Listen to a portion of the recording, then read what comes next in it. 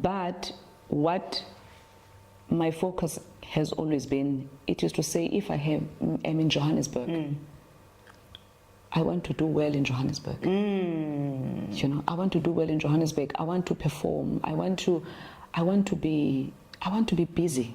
I want to have a calendar, you know.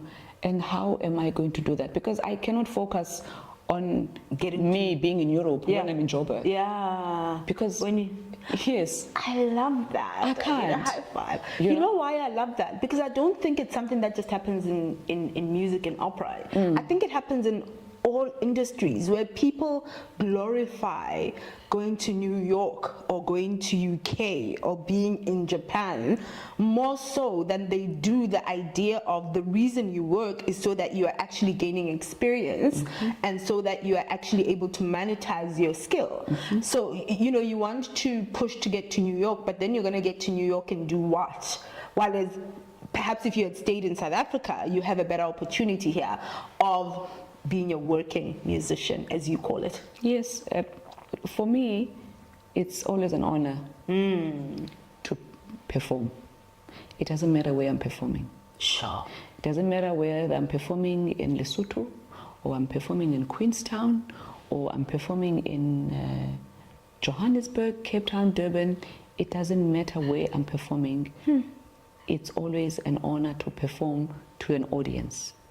So I never minimize performing for a South African audience because it's a very tough audience. The classical audience in SA is not kind. They expect the best. They expect the best. Yeah, as they should. Yes. So can I tell you what that has done is it has taught me to respect audiences from all different walks of life. Wow. Oh, that's making me a little bit teary. Let me collect myself. Because it's making me teary because a lot of people ask me in relation to this podcast, why do you make such an effort on what the set looks like? Where are you going to get all of this furniture? You're changing the set every time. Why do you always make such an effort in looking good and, you know, the way you dress? Why don't you just do podcasts the way everybody else does it? And for me, it's exactly that. It doesn't matter whether the person who's watching me is lying in bed in their pajamas. I have to respect the fact that they're taking time out of their day to watch me have a conversation with someone.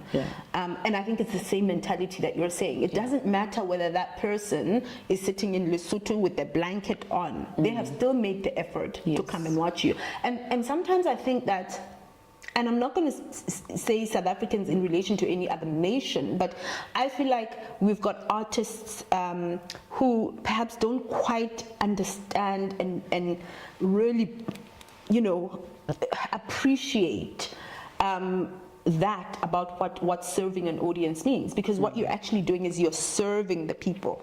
You wouldn't want to be served by somebody who is wearing shabby clothes, who hasn't washed, who hasn't bothered to comb their hair. Why do you assume that your audiences want to be served by someone who hasn't put the best foot forward?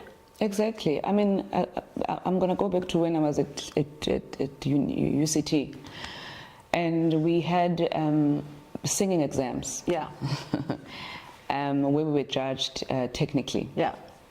So obviously when you're a student, I mean, you can go and you can sing wearing jeans, maybe the t-shirt or the shirt, just look smart. Tlalane, I used to wear ball gowns to your exams. to my exams at university. I would put, okay, makeup was not a big thing. You know, there was pawns.